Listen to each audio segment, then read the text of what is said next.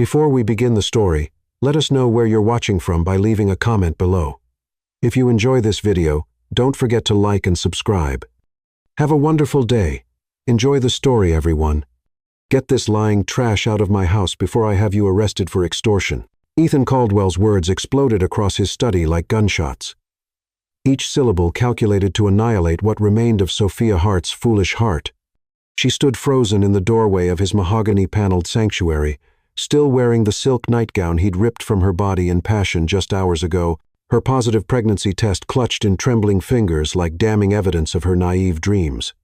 The same man who had worshipped her body in the darkness, who had whispered promises against her throat, now regarded her with the kind of revulsion reserved for something that had crawled out of a sewer. His perfect features, the sharp jawline she'd traced with reverent fingertips, the piercing blue eyes that had gazed at her with manufactured tenderness, were now twisted into a mask of contempt, so complete it made her physically sick. "Ethan, please, just listen to me," she began, her voice breaking. Listen to what? More lies. He stood from behind his massive oak desk, his tall frame radiating menace as he moved toward her. "You really think you can trap me with this pathetic scheme? Do you have any idea who I am? What my family is worth?" Sophia's legs felt weak. This couldn't be happening. Not after everything they'd shared. Not after 8 months of stolen moments, secret touches, and whispered conversations about a future together like, "The baby is yours, Ethan. You know it is. We've been together since—" He cut her off with surgical precision, the crude words slicing through her like a blade. "That's all this Wassa-wealthy man, using his maid for amusement. Did you seriously think it meant something more?" The cruelty in his voice was like a knife twisting in her chest, but this wasn't entirely unexpected. Over the past weeks, she'd noticed Ethan growing distant, colder, especially when his father criticized his business decisions or his friends made comments about keeping help in their place. She'd seen glimpses of this contempt before, quickly hidden behind passionate kisses and whispered apologies. Now the mask was completely off.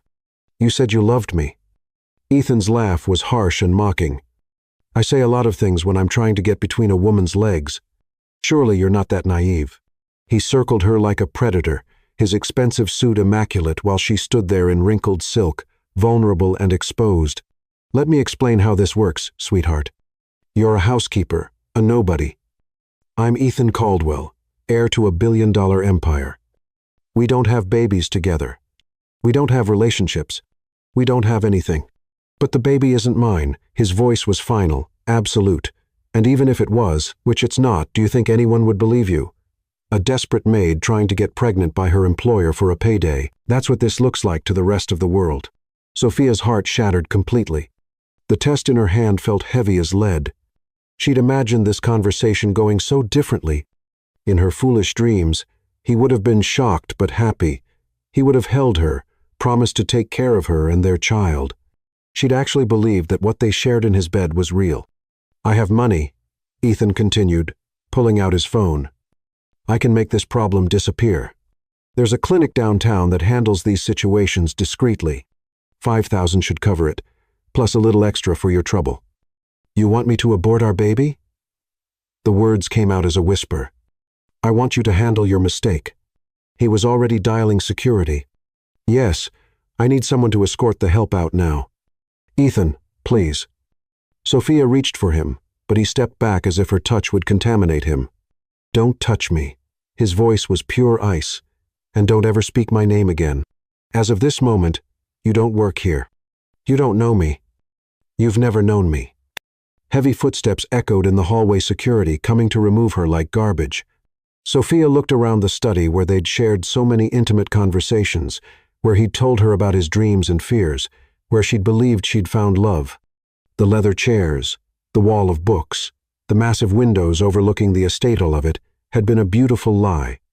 "I want you to remember this moment," she said quietly, her voice steady despite her breaking heart. "I want you to remember how you looked at me, how you spoke to me, how you threw away the woman who loved you more than her own life." Her hand moved protectively to her stomach. "Because someday, Ethan Caldwell, you're going to regret this. Someday you're going to realize what you lost. The only thing I regret is wasting 8 months on worthless trash." He turned away dismissively. "Get her out of here." Two security guards entered, their faces uncomfortable but professional. They'd known Sophia for months, had chatted with her in the kitchen, but now they looked through her as if she were invisible. "Ma'am, you need to come with us," one said gently. As they escorted her out, Sophia took one last look at Ethan. He'd already returned to his desk, acting as if she'd never existed, but she saw something flicker in his eyes.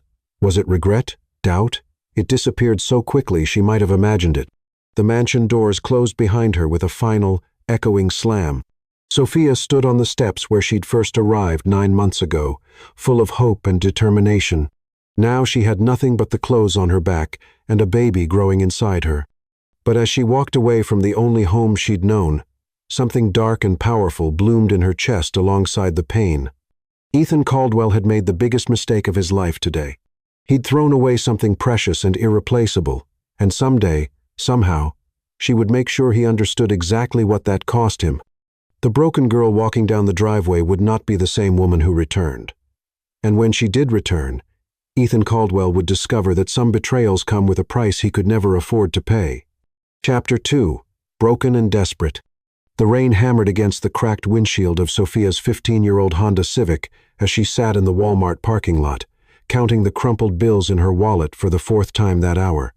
$43.16, that was all that stood between her and complete destitution, between her unborn child and the streets that had already claimed so many others like her. 2 months had passed since Ethan Caldwell destroyed her world, and every day had been a spiral into deeper hell. The pregnancy was showing now, a definite bump that made finding work impossible. Even fast food restaurants took one look at her condition and found excuses to send her away. The few cleaning services that had initially seemed interested suddenly had no openings once they noticed her expanding waistline. It was as if her pregnancy made her radioactive, untouchable, a liability no one wanted to risk. Her stomach cramped with vicious hunger as she eyed the McDonald's across the street, the golden arches mocking her with promises of warmth and food she couldn't afford. She'd eaten nothing but stale crackers and tap water for 3 days, rationing what little food remained with the precision of someone who understood that every crumb might be her last. The crackers came from a gas station dumpster, day-old packages the clerk had thrown away but were still edible if she ignored the shame of it. But the baby needed proper nutrition. The baby needed everything she couldn't provide. The car's heater had died weeks ago, and the December cold seeped through every gap in the worn interior, like icy fingers, determined to drain what little warmth remained in her body. Sophia pulled her thin coat tighter around her shoulders, a threadbare jacket she'd bought at Goodwill with the last of her savings, and tried not to think about the heated floors of the Caldwell mansion, the gas fireplace in her former room, the warm meals served on china plates in the staff dining room. Her phone buzzed with its electronic death rattle. Another rejection text from a cleaning service. Position has been filled. Thank you for your interest. The 15th rejection this week. Every employer asked for references, and Ethan had made sure she'd never get a decent one. His poison had spread through the city's elite social circles like wildfire, whispered warnings at country club lunches and charity events. That girl who used to work for the Caldwells? Don't hire her. She's unstable, a liar, tried to trap poor Ethan with a fake pregnancy claim. The lies burned worse than the hunger. Not fake, never fake. She still had the medical records from the clinic, the blood tests that proved beyond doubt what Ethan refused to acknowledge. But his word carried weight in their insular world, and hers carried nothing at all. "Excuse me, miss." Sophia looked up to see a security guard tapping on her window, his breath forming little clouds in the frigid air. Her heart raced. She'd been parking here every night for a week, moving between this lot and 2 others, trying to stay warm and safe. This was the closest thing to shelter she had, and even this small mercy was being taken away. She rolled down the window, wincing as cold air rushed in like an Arctic assault. "Yes, officer?" "Ma'am, you can't sleep here. Store policy. You need to move along." His voice was stern but not unkind, the tone of someone who'd had this conversation many times before with many desperate people. "I understand. I was just..." Her voice caught, betraying her desperation. Where could she go? The homeless shelters had waiting lists that stretched for months. and most didn't take pregnant women anyway. The few that did were in neighborhoods where a young woman alone wouldn't last the night. Could I just stay until morning? I won't cause any trouble, I promise. The guard's expression softened slightly when he noticed her condition, his eyes taking in the obvious signs of her pregnancy and the hollowed look of someone who hadn't eaten properly in weeks. He probably had a daughter her age, maybe grandchildren on the way. Look, lady, I'm sorry, but I could lose my job. There's a women's shelter about 10 miles south on Route 9. They might have space. Sophia nodded, not trusting her voice. She'd already been to that shelter twice, once last week and once the week before. They were full, with a waiting list that the harried social worker estimated would take 6 months to clear, but she couldn't tell him that, couldn't admit that she had absolutely nowhere else to go, that she was completely and utterly alone in a world that seemed determined to crush her. As she drove away, her gas gauge hovering just above empty like a countdown to disaster, Sophia felt the baby flutter inside her. The first time she'd felt definitive movement, and it should have been magical, a moment of wonder in the darkness. Instead, it filled her with crushing guilt. What kind of life could she give this child? What kind of mother was she if she couldn't even feed herself, couldn't provide basic shelter, couldn't offer anything but poverty and despair? The thought that had been haunting her for weeks crept back in with renewed force. Ethan's offer of $5,000 to handle the situation, the clinic he'd mentioned so casually, as if terminating a pregnancy was no more significant than scheduling a haircut. It would be so easy. End the pregnancy. Take the money. Disappear to another city where the Caldwell name meant nothing, and she could start over without the burden of a child she couldn't support. But every time she seriously considered it, rage flared in her chest like a living thing. This baby was the only proof that what they'd shared was real, even if he wanted to deny it. This child was the only thing Ethan couldn't take away from her, couldn't dismiss or destroy with his casual cruelty. Aborting would be letting him win completely, erasing the last evidence of the love she'd believed in so desperately. Her phone rang, the shrill sound making her jump and nearly swerve into the next lane. The caller ID showed her sister Lila's number, the sister who lived 3 states away with her own family and problems, who sent occasional care packages and called every few weeks to check in. Sophia had been avoiding her calls for weeks, too ashamed to admit how far she'd fallen, too proud to beg for help she knew Lila couldn't afford to give. "Hey, Lila," she answered, working hard to keep her voice light and normal. "Girl, where have you been? I've been calling you for days." Lila's warm voice was like a lifeline thrown to a drowning woman. "How's that fancy job going? Still living in that mansion with all those rich folks?" Sophia's throat closed up completely. She couldn't tell her sister the truth, couldn't admit that she'd been stupid enough to fall for her employer, naive enough to believe a rich man could love a poor girl, weak enough to let herself be used and discarded like trash. Lila had warned her about getting too close to the people she worked for, about remembering her place and keeping professional boundaries. She'd been right, and Sophia had been spectacularly wrong. Things are complicated right now. The understatement of the century, delivered in a voice that shook despite her best efforts. Complicated how? "Sophia, you sound weird. What's going on? Are you sick?" The concern in Lila's voice made tears well up in Sophia's eyes. Her sister knew her too well, could hear the distress despite her attempts to hide it. "I'm just tired." The lie tasted bitter, but it was easier than explaining the whole sordid mess. "Long hours, you know how it is."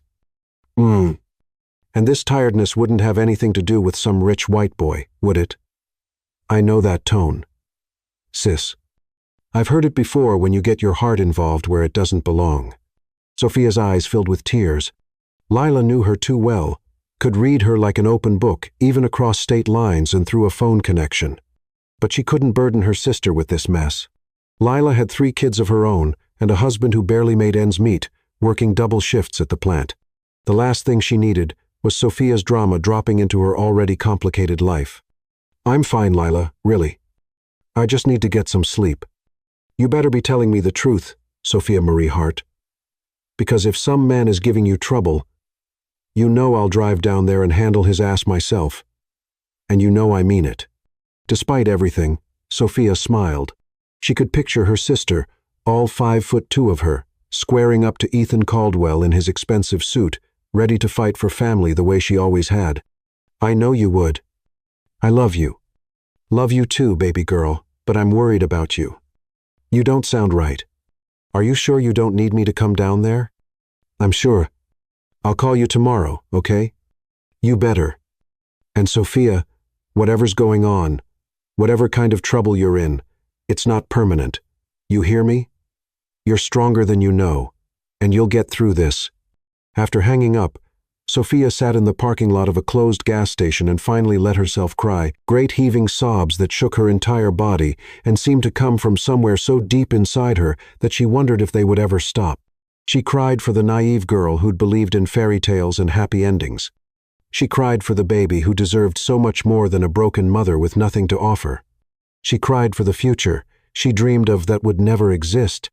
And underneath it all, she cried with pure, burning rage at Ethan Caldwell for reducing her to this, homeless, pregnant woman, sobbing alone in a car that might not start tomorrow.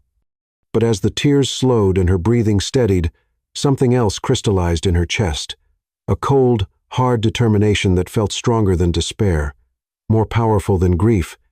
Ethan thought he'd destroyed her. He thought she was nothing, nobody, worthless trash to be discarded when she became inconvenient. He was wrong. She placed both hands on her belly, feeling the slight swell where their child grew, where new life persisted despite every attempt to break her spirit.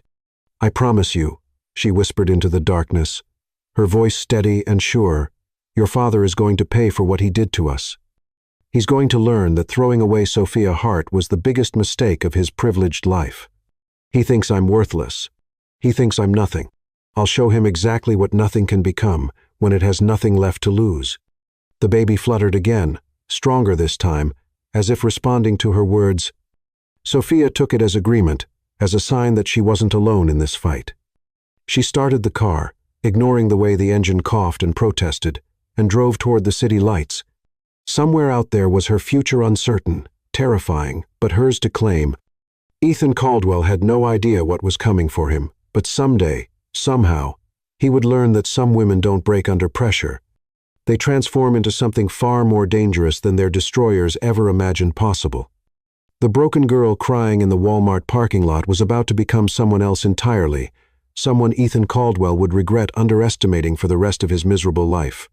Chapter 3. The Savior. The world tilted sideways as Sophia stumbled on the icy sidewalk outside the Grand Meridian Hotel, her vision blurring as black spots danced at the edges like vultures circling prey. Her body had finally surrendered to weeks of malnutrition and exhaustion, the cold December air cutting through her threadbare coat like knives. She'd been walking for hours, trying to stay warm, trying to find somewhere, anywhere, that might offer shelter for just one night.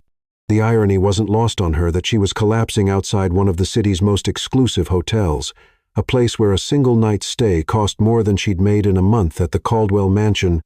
Through the floor-to-ceiling windows, she could see the warm glow of crystal chandeliers, wealthy guests in designer clothes, sipping champagne and discussing their comfortable problems while she froze to death on their doorstep. Please, she whispered to no one, her hand instinctively protecting her belly as she felt herself falling, not the baby. Strong arms caught her before she hit the concrete, pulling her against a solid chest that smelled of expensive cologne and winter wind. Through her haze, she heard a deep voice, commanding and genuinely concerned. Christ, she's hypothermic. Call an ambulance now. No, Sophia managed to gasp, struggling weakly in the stranger's arms. The word came out as barely more than a whisper, but the desperation behind it was unmistakable. No hospital. Can't afford. Can't afford what? To live? The voice was sharp with anger, but not at her, at the circumstances. At a world that would let a pregnant woman collapse from hunger on a city street. Look at me. Focus on my voice. Sophia forced her eyes open and found herself staring into the most intense gray eyes she'd ever seen. The man holding her was perhaps 35, with dark hair touched with silver at the temples and features that belonged on magazine covers. Everything about him screamed wealth and power, from his perfectly tailored black coat that probably cost more than her car to the way people jumped to obey his orders without question. But it was his eyes that held her attention, gray depths that seemed to see everything, understand everything. "What's your name?" he asked, his voice gentler now, though she could sense the steel beneath the silk. "Sophia," she whispered, then tried to pull away despite her weakness. "I'm sorry, I didn't mean to." "You don't have to. When did you last eat real food, not scraps?" The direct question caught her off guard. Most people would ask if she was okay or what happened, offering platitudes and empty concern. This man cut straight to the heart of the problem with surgical precision. "Tuesday, I think. Today was Friday." The math was devastating, even to her. His jaw tightened, a muscle jumping beneath the expensive fabric of his collar. "Christ. Julian, forget the ambulance. Bring the car around. We're taking her somewhere safe." "Sir, perhaps we should call the authorities," another voice began, probably hotel security trying to remove the homeless woman from their pristine entrance. "The authorities?" The man's voice turned deadly cold, the kind of tone that could freeze blood in veins. "A pregnant woman is collapsing from hunger on our city's streets, and you want to call the authorities?" "What authorities?" "The ones who created this situation by failing her in the first place. Bring the car." Sophia found herself being lifted effortlessly and carried toward a sleek black Bentley that had appeared as if by magic.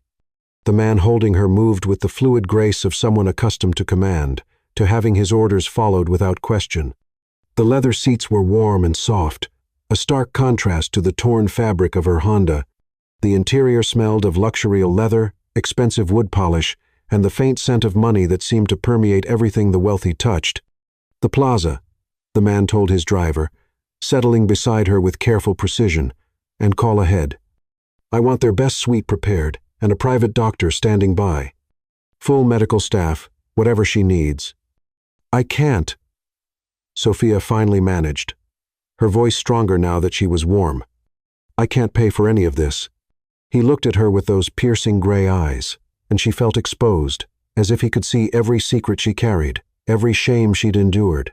"Did I ask you to pay? But I don't even know who you are." "Gabriel Stone." He said it simply, as if the name should mean something to her, and suddenly it did. Gabriel Stone, the tech mogul whose company, Stone Enterprises, had been making headlines for months. Ethan had raged about him countless times over dinner, calling him a ruthless bastard who'd stolen multiple deals from Caldwell Enterprises. According to Ethan, Gabriel Stone was everything wrong with new money, aggressive, unpredictable, and completely without respect for old family traditions. He'd built his empire from nothing, clawing his way up from poverty to become one of the most powerful men in America. "Why are you helping me?" she asked, suspicious despite her desperate situation. In her experience, powerful men didn't help women like her without expecting something in return. "Because you need help," his answer was matter-of-fact, delivered without pretense or manipulation, "and because I've been where you are." "I doubt that." Sophia looked around the luxurious car interior, taking in details that represented more wealth than she'd ever imagined. "I don't think you've ever been homeless." Something dark flashed across his features, a shadow of old pain that transformed his face from merely handsome to genuinely human. "You'd be surprised. 20 years ago, I was sleeping under bridges, stealing food to survive. I know what it's like to be invisible, to have the world look through you, like you don't exist. The only difference between you and me is opportunity and time." There was truth in his voice, the kind of authenticity that couldn't be faked. This man knew hunger, knew desperation, knew what it felt like to be discarded by a world that measured worth in dollar signs. The revelation made her feel less alone, less like the only person who'd ever fallen so far. The car pulled up to the Plaza Hotel, where uniformed staff waited on the sidewalk like an honor guard. Sophia had walked past this place dozens of times, but never imagined she'd enter it. The lobby was all marble and gold, intimidatingly elegant. She was acutely aware of her thrift store clothes and unwashed hair, of the way she must look to these people who lived in a world of endless luxury. "Mr. Stone, your suite is ready," the manager said with barely concealed curiosity about Sophia. "The physician is already waiting upstairs." In the elevator, Sophia caught her reflection in the polished mirrors and felt sick. She looked like exactly what she was, a desperate, broken woman who'd lost everything. Her hair hung limp and unwashed. Her clothes were wrinkled and stained. Her face was gaunt from hunger and stress. What must this powerful man think of her? Stop, Gabriel said quietly. Stop what? Whatever you're thinking about how you look or what I think of you. I see strength, not weakness. Survival, not failure. His gray eyes met hers in the mirror.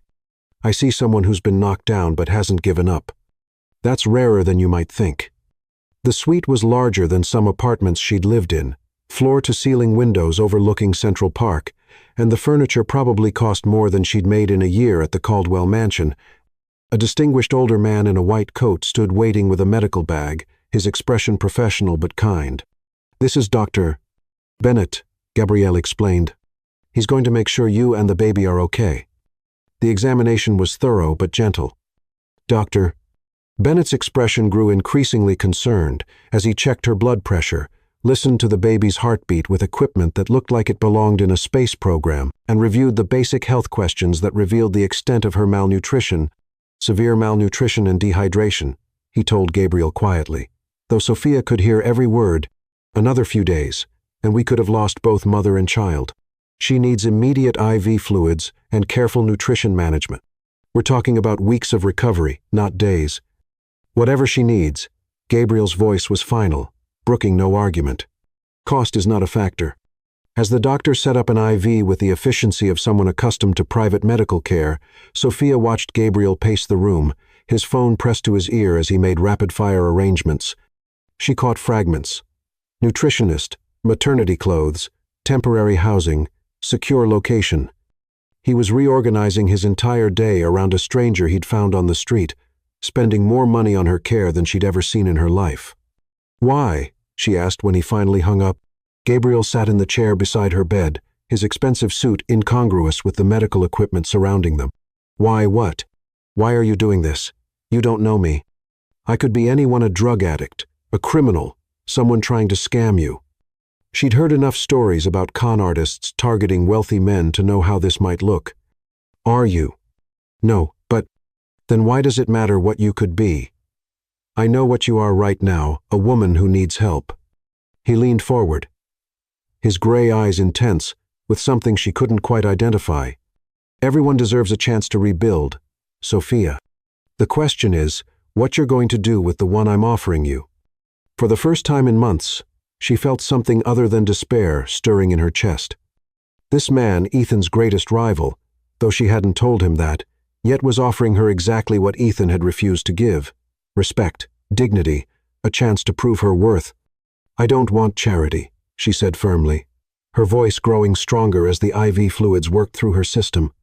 If you're going to help me, I want to earn it. I'm smart, I'm educated, and I'm willing to work harder than anyone you've ever hired.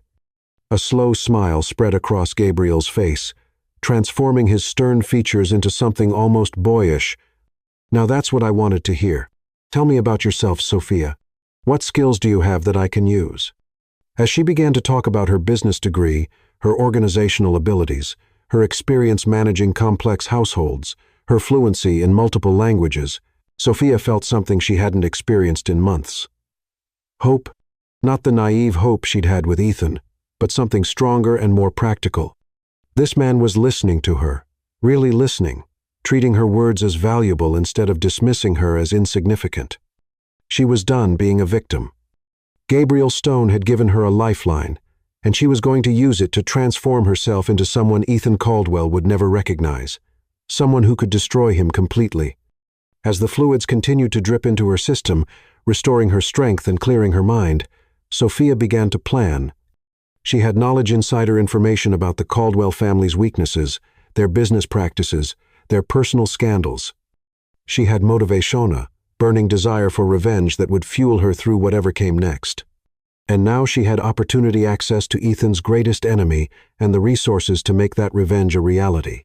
Ethan Caldwell thought he'd destroyed her when he threw her out. He had no idea he'd just created the instrument of his own downfall. Chapter 4. Rebirth. 8 weeks later, Sophia barely recognized the woman staring back at her from the floor-to-ceiling mirror in her suite at Stone Towers. Gone was the broken, desperate girl who'd collapsed outside the hotel. In her place stood someone entirely new, confident, polished, radiating the kind of quiet authority that made rooms fall silent when she entered. The transformation hadn't been merely cosmetic, though the external changes were dramatic. The tailored charcoal dress hugged her growing curves perfectly, expertly designed to accommodate her pregnancy while maintaining an air of professional sophistication that commanded respect. Her hair, now professionally styled every week at the city's most exclusive salon, fell in glossy waves past her shoulders. Her skin glowed with health, her posture was straight and confident, and her eyes, once dulled by despair, now sparkled with sharp intelligence and carefully controlled ambition. But the real change went deeper than appearances. She moved differently now, spoke with authority, carried herself like someone accustomed to having her opinions valued and her decisions respected. The hesitant housekeeper, who'd once apologized for existing, had been replaced by a woman who expected deference and usually received it. "The morning briefings are ready. Miss Hart," came a voice from the intercom system that connected her private office to the executive floor. "Thank you, Clara. I'll be right there." Sophia's voice was different, too steadier, more commanding, with the kind of tone that made people pay attention. She'd discovered that when people expected authority from you, you naturally grew into it. Confidence was a skill that could be learned, just like any other. As Gabriel's executive assistant, she'd thrown herself into learning every aspect of his business empire with the dedication of a woman who had everything to prove and nothing left to lose. Stone Enterprises wasn't just a tech company, it was a multi-billion-dollar conglomerate with interests in everything from renewable energy to luxury real estate, from cutting-edge pharmaceuticals to emerging market investments. And Gabriel had given her access to all of it, testing her, challenging her, watching her prove herself day by day with the intensity of someone evaluating a potential partner rather than just an employee. The penthouse office where she worked was a temple to modern power, all glass and steel, with a view of the entire city spread out like a kingdom at her feet. From her desk, she could see the Caldwell family's corporate headquarters in the distance, a reminder of everything she'd lost and everything she planned to reclaim. The building looked smaller from here, less imposing, as if distance had revealed it for what it truly was. Just another aging monument to inherited wealth in a world that was rapidly moving beyond such outdated concepts. "Good morning." Gabriel's voice made her turn. He entered the office with his usual commanding presence, impeccably dressed in a navy suit that probably cost more than most people's cars. But it was his eyes that always captured her attention, those intense gray depths that seemed to see everything, understand everything, value everything about her that Ethan had dismissed as worthless. "Morning," she replied, handing him the tablet with his daily schedule. Their fingers brushed during the exchange, a contact that had become increasingly common and increasingly charged with unspoken possibilities. The Seoul conference call went extraordinarily well. They're ready to move forward with the merger ahead of schedule, and the Tokyo markets are responding positively to yesterday's announcement. We're looking at a 15% uptick in Asian investments. Impressive. And the Caldwell situation? Sophia's pulse quickened with the familiar thrill of strategic warfare. For the past month, they'd been carefully orchestrating a campaign to undermine Ethan's latest Venturia revolutionary battery technology that Caldwell Enterprises had been developing for years. Their lead engineer just accepted our offer. Dr. Emily Walsh will be joining Stone Enterprises next week, bringing her entire research team with her. Gabriel's smile was sharp and satisfied, the expression of a predator who'd successfully cornered his prey. Ethan must be losing his mind. Apparently, he threw a laptop across his office when he heard, then spent an hour screaming at his father about corporate espionage. Sophia tried to keep her voice neutral, professional, but couldn't quite hide her satisfaction. Every small victory against Ethan felt like justice, like the universe finally correcting a terrible imbalance. "You're enjoying this," Gabriel observed, moving closer until she could smell his cologne, feel the heat radiating from his body. "I'm enjoying watching an arrogant man finally face consequences for his actions." "Is that all Ethan is to you? An arrogant man?" The question hung in the air between them, loaded with implications. Sophia wasn't ready to examine it. Over the weeks, she'd shared pieces of her story with Gabrielle: the pregnancy, the betrayal, the homelessness, but she'd never spoken Ethan's name. He never admitted that her desire for revenge was deeply personal and all-consuming. "He's a symbol," she said carefully, turning to face him fully. "Of everything wrong with inherited privilege and casual cruelty, of men who think they can use women without consequences." Gabriel studied her for a long moment, his gray eyes searching her face as if trying to read secrets written in her expressions. "You know, when I first found you, I thought you were running from something. Now I realize you're running towards something. The question is what?" Before she could answer, he moved past her to the windows, his presence commanding the entire room even in silence. "I have a proposition for you." "What kind of proposition?" "Have dinner with me tonight. Not a business dinner. A real one. Just the two of us." He turned back to her, his gray eyes intense with something that made her breath catch. "I want to know who Sophia Hart really is, when she's not being my perfect assistant." Sophia's breath caught. Over the past 8 weeks, their relationship had been strictly professional, though she'd be lying if she said she hadn't noticed the way he looked at her sometimes, the way conversations would pause when their hands accidentally touched during document exchanges. The way he seemed to find excuses to be near her, to ask her opinion on matters that went far beyond her job description. There was an electricity between them that grew stronger every day, a tension that had nothing to do with business, and everything to do with the undeniable attraction of two powerful people recognizing each other as equals. "Gabriel, I don't think that's—" "Why? Because you work for me?" He turned back to her, his gray eyes blazing with determination. "Or because you're pregnant with another man's child?" The direct question made her flinch. They'd never discussed the specifics of her pregnancy, never talked about the father who'd abandoned her. "Both. The pregnancy doesn't matter to me, Sophia. I've made that clear from the beginning." His voice was steady, certain. "And as for the work situation, I'm a billionaire who owns this company. I can date whoever I choose. And I choose you. It's not that simple." "It's exactly that simple." He moved closer, close enough that she could smell his cologne, feel the heat radiating from his body, see the flecks of silver in his gray eyes. "Unless you're still in love with him?" "What?" "No." The denial came out sharper than she intended, more vehement than was probably wise. "I hate him." Hatred and love are often two sides of the same coin. His observation was quiet, thoughtful, delivered without judgment, but with the kind of insight that made her feel exposed. "Not in this case." Sophia's voice was firm, final. "Ethan Caldwell destroyed any feelings I ever had for him. He threw me away like garbage, denied his own child, and left me to die on the streets.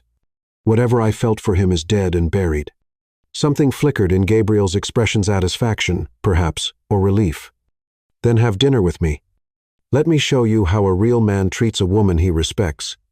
The comparison to Ethan was obvious and intentional. Everything Gabriel had done since finding her had been the opposite of Ethan's cruelty. Where Ethan had hidden her away like a shameful secret, Gabriel had given her a position of prominence in his company.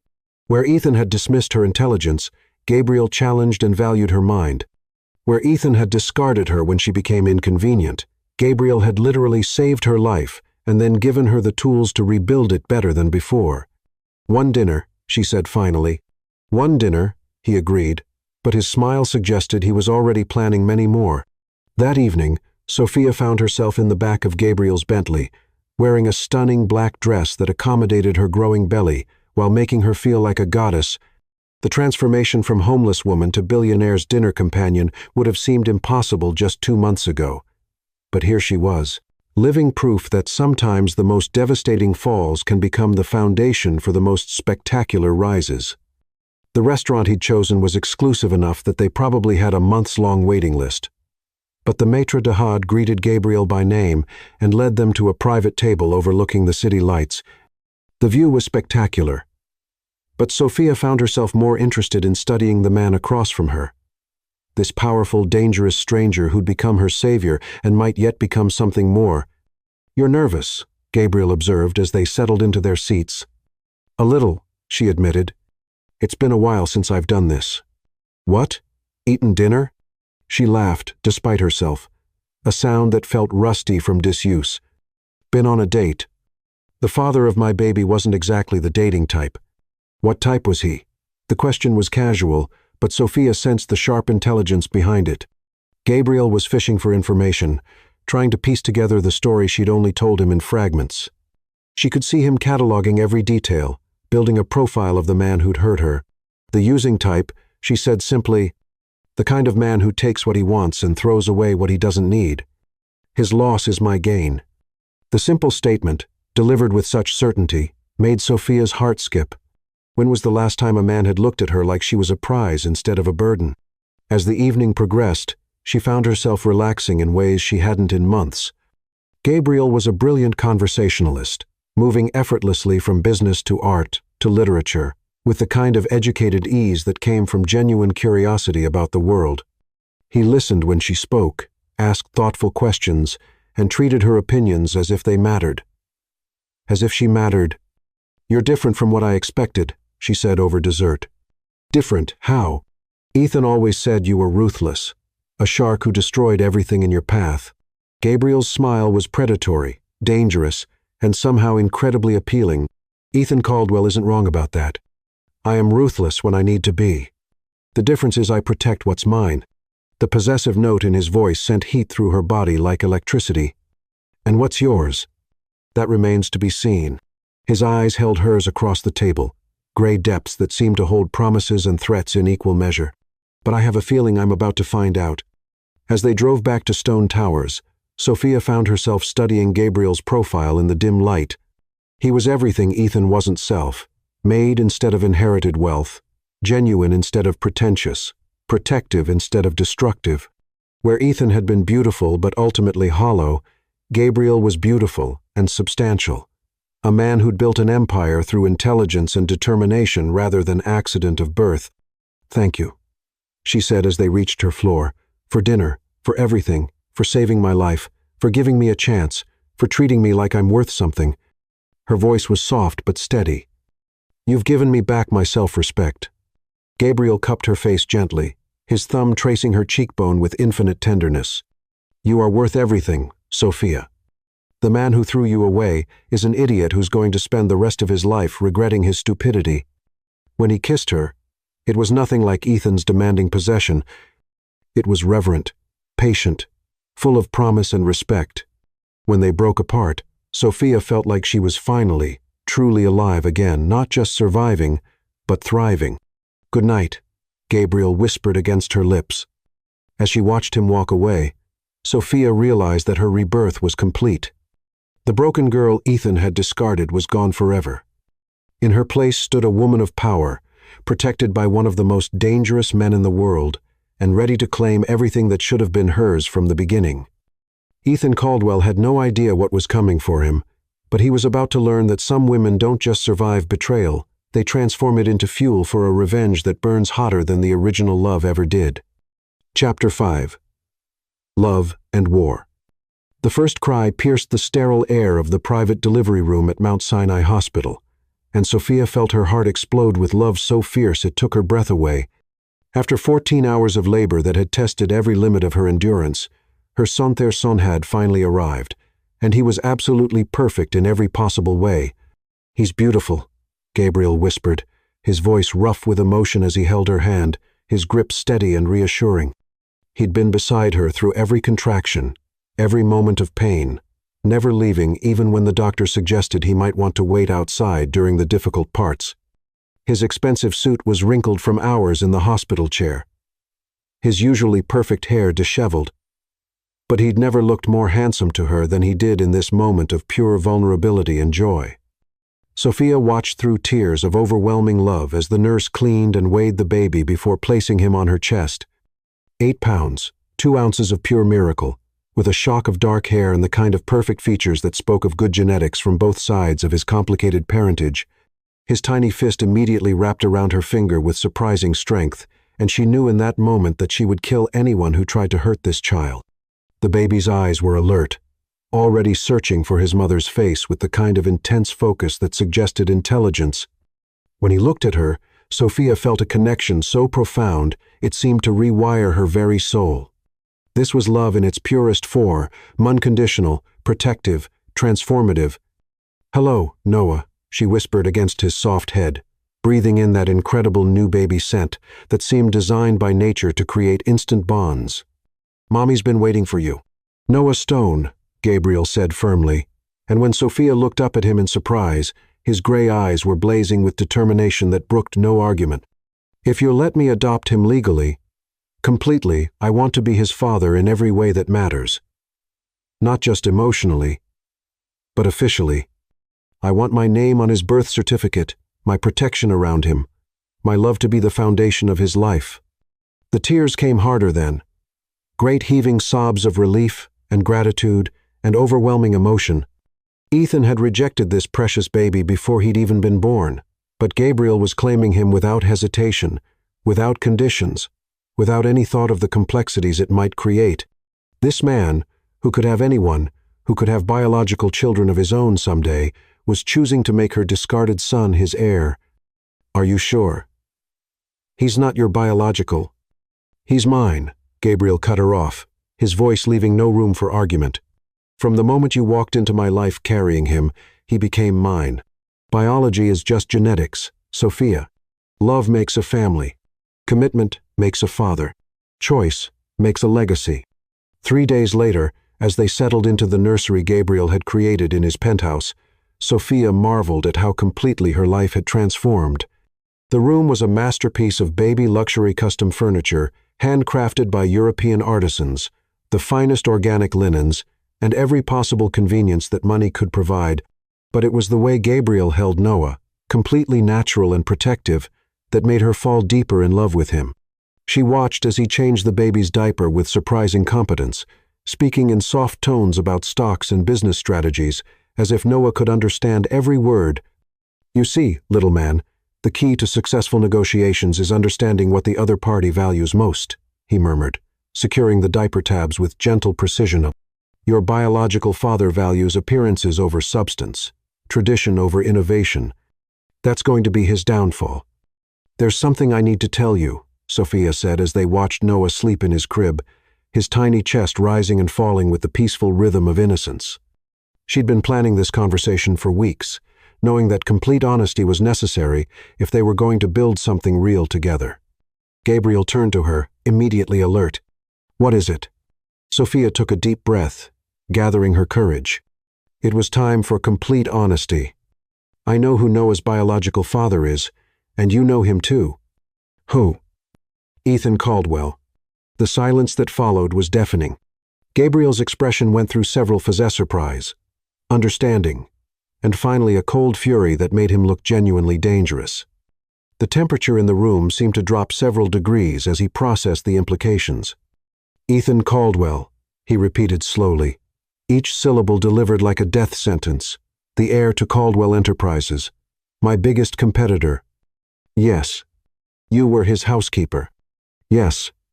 And he threw you out when you told him you were pregnant. Sophia nodded, watching carefully for his reaction. She'd fallen in love with Gabriel over these past months, but she needed to know if this revelation would change everything between them. Some men's pride couldn't handle the complexities of loving a woman who'd been discarded by their rival. Gabriel walked to the window, overlooking the city, his hands clasped behind his back, in a gesture she'd learned meant he was thinking strategically. When he spoke, his voice was deadly calm. Tell me everything. So she did. The whole sordid story poured out of her how Ethan had seduced her, made her believe she meant something to him, then discarded her like trash when she became inconvenient. She told him about the cruel words, the security guards, the months of homelessness and desperation. She held nothing back, giving him every detail of her humiliation and Ethan's cruelty. When she finished, the silence stretched between them like a taut wire ready to snap. He called my son a mistake, Gabriel said finally, his voice so cold it made her shiver. Gabriel? He turned back to her, and the expression on his face was terrifying in its intensity. Do you know what I do to people who hurt what's mine, Sophia? What do you mean? I destroy them.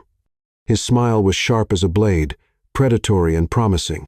Completely, utterly, systematically, I make them disappear from relevance so thoroughly that people forget they ever existed. I don't want your pity. Pity? Gabriel laughed, but there was no humor in it. This isn't about pity. This is about justice. Ethan Caldwell threw away the most precious things in my world, you and Noah. He's going to learn what that costs. He moved to her then, pulling her into his arms with infinite gentleness despite the rage radiating from him. "I've been in love with you for months, Sophia. I've been planning to propose since before Noah was born. Learning that his biological father is my greatest enemy doesn't change that. It just gives our future together a satisfying sense of poetic justice." "You've been planning to propose?" Instead of answering, Gabriel dropped to one knee right there in the nursery, pulling out a ring box that made Sophia gasp. The diamond was enormous, flawless, and surrounded by smaller stones that caught the light like captured stars. It was the kind of ring that belonged in museums, worth more than most people's houses. "Sophia Hart, you are the strongest, most brilliant woman I've ever known. You've made me believe in love, in family, in building something beautiful, instead of just destroying my enemies." His voice was steady, sure, filled with conviction that left no room for doubt. "Marry me. Be my wife, my partner, my equal in everything. Let me spend the rest of my life proving that you and Noah are the most valuable things in my world." "Yes," she whispered, then louder, her voice ringing with certainty. "Yes, absolutely, yes." As he slipped the ring onto her finger, Noah stirred in his crib, making soft baby noises that sounded almost like approval. The weight of the ring felt perfect on her finger, substantial, real, and permanent. "There's one condition," Gabriel said as he stood, pulling her close. "What?" "I want Ethan Caldwell to know. I want him to see exactly what he threw away. I want him to understand that while he's been playing at running Daddy's company, I've claimed his son and the woman he was too stupid to value." His eyes were fierce with purpose. "I want him to watch us build an empire while his world crumbles around him. That's not revenge, Gabriel. That's just the beginning." "No." His smile was predatory, dangerous, and utterly compelling. "That's just the opening move. The real revenge comes when we systematically dismantle everything he's ever cared about: his company, his reputation, his family's legacy, all of it. You want to destroy Caldwell Enterprises? I want to destroy Ethan Caldwell. The company is just collateral damage." Gabriel's eyes were fierce with purpose and barely contained rage. "He made this personal when he hurt you. Now I'm going to show him what happens when you cross Gabriel's stone. And if I said I wanted no part of this revenge?" Gabriel studied her face carefully, his gray eyes searching hers for the truth. "Then I'd still marry you and adopt Noah and love you both for the rest of my life. But I'd still destroy Ethan Caldwell, just more quietly, more surgically. He hurt what's mine. That's unforgivable." The honesty was brutal and somehow comforting. Gabriel wasn't asking her permission to go after Ethan. He was offering to let her be part of it, to make her a partner in the vengeance rather than just a beneficiary of his protection. "I want him to pay," she admitted, her voice steady and sure. "I want him to understand what he lost, what he threw away. I want him to regret every cruel word, every moment of dismissal, every second he spent treating me like garbage. Then we'll make him regret it." Gabriel's voice was a promise, dark and certain. Together. 2 weeks later, the engagement announcement appeared in every major newspaper and business magazine, accompanied by professional photographs that captured Sophia's transformation from discarded housekeeper to billionaire's bride. The headlines were impossible to miss. Tech mogul Gabriel Stone announces engagement to former Caldwell. Family employee. And from housekeeper to billionaire's bride. The Sophia Hart story. The announcement was carefully crafted to maximize impact, with just enough detail to make Ethan understand exactly who was marrying his greatest rival. Every word was calculated, every photograph chosen to show Sophia at her most radiant and powerful. Sophia knew Ethan would see them. Everyone in their insular social circle would make sure of it, would watch his face as he realized exactly who Gabriel Stone was marrying. And when he did, when he understood that his former housekeeper was now one of the most powerful women in the city, the real fun would begin. She stood in the nursery, holding Noah, now 3 weeks old and perfect in every way, watching the city skyline through the floor-to-ceiling windows. Somewhere out there, Ethan Caldwell was probably reading about her engagement, finally understanding who she'd become and what he'd lost through his own cruelty and pride. "Your daddy threw us away like we were nothing," she whispered to Noah, who gazed up at her with those alert dark eyes. "But we found someone who knows exactly how much we're worth. And now we're going to show your biological father what happens when you discard something precious." Noah made a small sound and snuggled closer to her chest. Sophia took it as agreement, as approval of the war they were about to wage.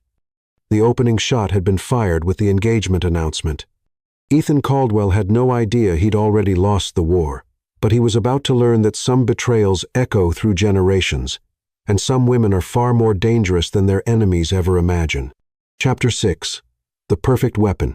The Hamptons estate where Sophia and Gabriel exchanged vows was a testament to understated power-rolling lawns that stretched to a private beach, gardens that whispered of generational wealth and unshakable dominance. As Sophia walked down the aisle in her custom Vera Wang gown, baby Noah in her arms, instead of a traditional bouquet, she felt like she was ascending to a throne that had always been meant for her. The dress itself was a masterpiece ivory silk that flowed like liquid starlight, hand-embroidered with pearls and crystals that caught the afternoon sun like captured fire. It had been designed specifically to accommodate Noah, creating a Madonna-like image that would dominate society pages for months. The symbolism was intentional and powerful. The discarded housekeeper had become a queen, and she was carrying the next generation of the Stone dynasty in her arms. "You look like a queen," Gabriel whispered as she reached him at the altar. His gray eyes soft with love and fierce with possession. "I feel like one," she whispered back and meant it with every fiber of her being.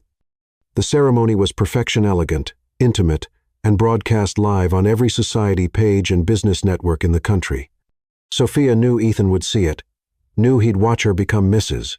Gabriel Stone while holding the son he'd rejected. The thought filled her with savage satisfaction that she carefully concealed behind a radiant bridal smile, but it was the reception that truly announced their intentions to the world, serving as both celebration and declaration of war. "Ladies and gentlemen," Gabriel's voice carried across the crowd of billionaires, politicians, and media moguls as he raised his champagne glass, commanding attention with the natural authority of someone born to lead. "I want to thank you all for celebrating this incredible day with us. 2 years ago, I found my wife collapsed on a city street, pregnant and abandoned by a man too weak and stupid to recognize what he was throwing away." Murmurs rippled through the crowd like electricity. This wasn't typical wedding speech material, and everyone present understood they were witnessing something significant. "That man's cowardice gave me the greatest gifts of my life," Sophia and Noah hand. "While I should probably thank him for his stupidity, I'm not that generous." Gabriel's smile was sharp as a blade, predatory and promising violence. "Instead, I'm going to show him exactly what happens when you discard something precious." Starting Monday, Stone Enterprises begins a new chapter of expansion that will reshape this entire industry. The applause was thunderous, but Sophia could see the calculating looks on faces throughout the crowdsenators, CEOs, hedge fund managers. Everyone understood the subtext. War had been declared, and they were choosing sides. As the reception continued, Sophia worked the room like the trained professional she'd become, moving through clusters of power brokers with the grace of someone born to this world. These people, who'd once dismissed her as the help, now sought her attention, recognizing her as one of the most powerful women in the country. She was gracious, charming, and carefully collected information that would prove useful in the coming battle. "Mrs. Stone." Senator Thompson approached with his wife, both trying to hide their curiosity behind polite smiles. "Congratulations on your marriage. Quite a remarkable transformation." "Thank you, Senator, though I'd say it was less a transformation and more a revelation. I was always exactly who I am now. I just needed someone who could see it." The subtle dig at Ethan was unmistakable, and she watched it register on faces around her. By tomorrow, every detail of this conversation would have spread through Manhattan's elite circles like wildfire. "Gabriel is very lucky, Mrs." Thompson added, her tone suggesting she thought it was the other way around. "We both are," Sophia replied smoothly, her smile never wavering. "After all, the best partnerships are built on mutual respect and shared goals. Speaking of which, I understand Caldwell Enterprises is bidding on the same renewable energy contracts as Stone Enterprises." The senator's expression became guarded. "I wouldn't know the details of specific bids." "Of course not. I just find it fascinating how different companies approach innovation. Some focus on legacy and tradition, while others embraced disruption and change. Her smile was sweet as poisoned honey. We'll see which philosophy serves better in the current market. Later that evening, as guests gradually departed and the catering staff cleaned up the remnants of their triumph, Sophia found herself alone on the terrace, overlooking the ocean. Noah slept peacefully in her arms, exhausted from his first major social event but having charmed every guest who'd met him.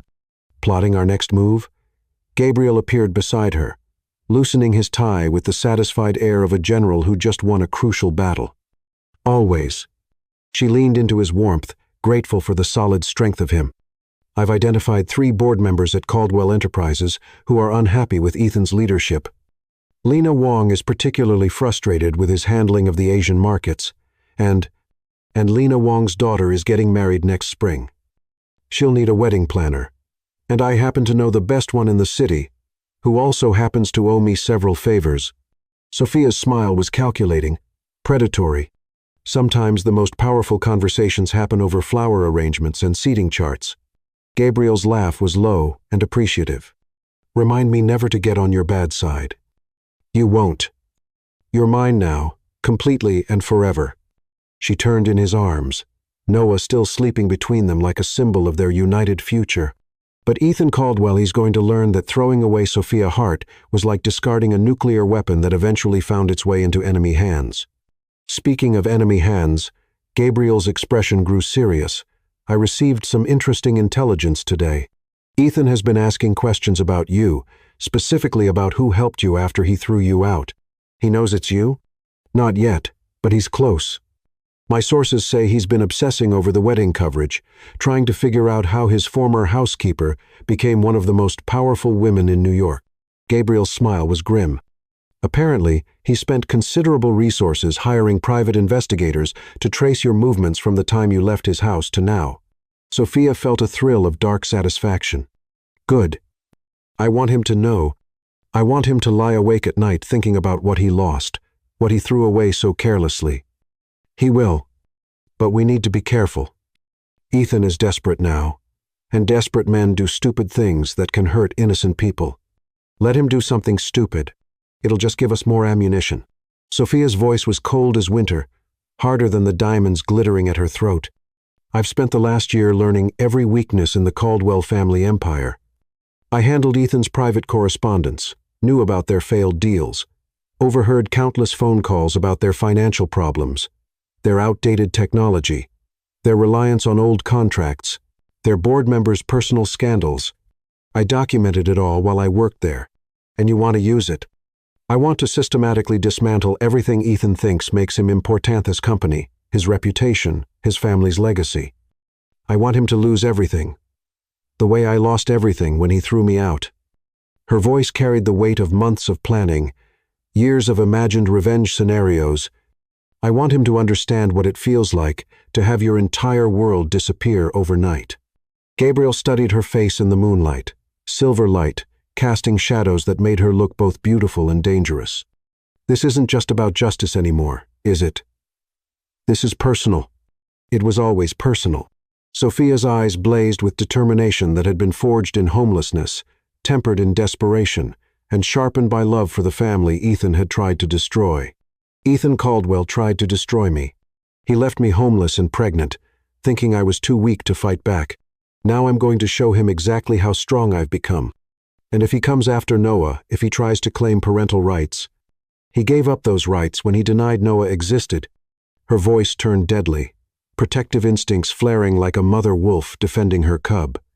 And if he tries to use our son as a weapon against us, I'll destroy him so completely that no one will remember the Caldwell family ever existed. The promise hung in the ocean air between them, dark and final, and absolutely sincere. There's something else, Gabriel said quietly. Something I haven't told you. What? Ethan's father called my office yesterday. He wants to meet. Sophia went very still, her mind immediately racing through implications and possibilities. William Caldwell wants to meet with you? With us. He specifically asked if you'd be present. Gabriel's smile was grim, promising conflict. Apparently, he's been doing his own investigation into what happened when you worked for his family. He knows what Ethan did. I think he's starting to figure it out. and I think he's very unhappy with his son." Gabriel's voice carried the satisfaction of someone watching enemy ranks fracture from within. William Caldwell didn't build his empire by being stupid or blind. If he's reaching out to us, it means he sees which way the wind is blowing. Sophia's mind raced through the implications. William Caldwell was the real power behind Caldwell Enterprises, despite Ethan's official position. If he was questioning Ethan's actions, if he was reaching out to them directly, when does he want to meet? Next week, neutral territory. The Metropolitan Club. We'll go. Her decision was instant and final, strategic instincts honed by months of careful planning. It's time the Caldwell family learned that their throwaway housekeeper is now their biggest threat. As they walked back into the house, their empire, their kingdom, Sophia felt the weight of her transformation. 9 months ago, she'd been homeless and broken, living in her car and contemplating desperate measures. Now she was one of the most powerful women in America, married to Ethan's greatest enemy and holding weapons that could destroy everything Ethan held dear. The revenge was no longer a fantasy or a distant goal. It was a carefully planned war, and she was perfectly positioned to win it. Every piece was in place, every ally secured, every weakness identified and catalogued. Ethan Caldwell was about to discover that some mistakes can never be forgiven, and some women are far more dangerous than their enemies ever imagine. The girl he'd discarded as worthless had become his destroyer, and she was just getting started. The war for his soul was about to begin, and Sophia Stone held all the weapons. Chapter 7. The Unraveling. Ethan Caldwell's hands shook violently as he stared at the newspaper spread across his mahogany desk, the same desk where he'd signed contracts that were supposed to secure his empire. Instead, everything was disintegrating, and he was drowning in the wreckage of his own making. "Stone Enterprises dominates renewable sector," screamed the headline in letters that seemed to mock his failures. Accompanying the article was a photograph that made his blood turn to ice. Gabriel Stone and his wife at the government contract signing, both radiating the kind of power that cameras worship. The woman beside Stone was devastating elegant, confident, commanding attention like a born queen. Something about her face clawed at Ethan's memory, a familiarity that made his skin crawl with dread. This was the 5th major contract Stone Enterprises had stolen from Caldwell Enterprises in 4 months. The renewable energy deal, worth $3 billion, had been virtually guaranteed to them until it suddenly wasn't. Their Asian expansion had collapsed overnight. Their technological partnerships were dissolving like sugar in rain. Everything Ethan touched turned to ash. "Sir," his assistant's voice crackled through the intercom like an alarm bell. "Your father wants to see you immediately." Ethan's stomach dropped to his shoes. William Caldwell only summoned his son for disasters, and this qualified as a complete catastrophe. The walk to his father's corner office felt like a death march through the halls of his crumbling kingdom. "Sit down, Ethan." William Caldwell's voice was ice-cold as he gestured to the chair across from his desk. At 65, the elder Caldwell still commanded respect and fear in equal measure, his silver hair perfectly styled, his suit immaculate despite the chaos surrounding them. "Explain to me how we've lost 5 major contracts to Stone Enterprises in the past quarter." "It's corporate espionage," Ethan said quickly, desperation bleeding into his voice. "Stone is somehow getting inside information about our bids, our strategies." "Our strategies?" William's laugh was harsh, cutting. "What strategies?" "The same outdated approaches we've been using for 20 years while our competitors innovate and adapt." "Dad, I've been working on modernization plans." "Have you?" "Because what I see is a company hemorrhaging talent, losing contracts, and generating negative press while our biggest rival grows stronger every day." William leaned back in his leather chair, his expression grim. "Do you know what I heard at the club yesterday?" Ethan remained silent, dreading whatever was coming. "Senator Thompson told me that Stone Enterprises has the most impressive advisory team he's ever encountered. Apparently, Mrs. Stone personally managed the negotiation for the renewable energy contract. Made our team look like amateur." "Mrs. Stone?" Ethan's voice cracked slightly. "His wife is involved in business operations. More than involved word is, she's the strategic mind behind their recent expansion." William's eyes narrowed dangerously. Gabriel Stone married a brilliant woman who understands both business and politics. What did you do, Ethan? Married that vapid socialite who cares more about her Instagram followers than our family's legacy. The reference to his recent engagement to Isabella Harper stung, but Ethan was still fixated on Stone's wife. What do you know about her, this Mrs. Stone? I know she used to work for our family. The words hit Ethan like a physical blow. His father's expression was carefully neutral, but there was something dangerous lurking beneath the surface. Work for us? In what capacity? She was our housekeeper until about 18 months ago, when she suddenly disappeared from our employment without explanation. Ethan's vision blurred around the edges. The woman in the newspaper photos, the strategic genius destroying his company, it couldn't be. Sophia had been nobody, nothing, just a temporary diversion who'd tried to trap him with a fake pregnancy. What was her name? He whispered. Sophia Hart, now Sophia Stone. William's voice was deadly quiet. Care to explain why our former housekeeper is now married to our biggest competitor and systematically destroying everything we've built?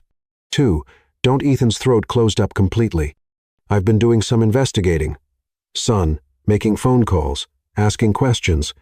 William stood and moved to the window, his hands clasped behind his back. Apparently, Miss Hart left our employment under mysterious circumstances. No one seems to remember exactly what happened, which is strange for such a well-regarded employee. She was just the help. Ethan managed. The help who graduated summa cum laude from Columbia Business School. The help who spoke 4 languages and managed our entire household with flawless efficiency. William turned back to his son, and Ethan had never seen his father look so coldly furious. What did you do, Ethan? Nothing. We had a brief. It was nothing serious. Nothing serious? William's voice could have frozen hell. And yet our nothing serious former employee is now one of the most powerful women in New York, married to the man who's destroying us. Quite a coincidence. Before Ethan could respond, his phone buzzed with an urgent text from his assistant. Check the business news now. With trembling fingers, Ethan pulled up the financial websites. The headline made his blood run cold. Caldwell Enterprises stock plummets as board questions leadership. Sir, his assistant's voice came through the speakerphone, barely concealing panic. The board is calling an emergency meeting.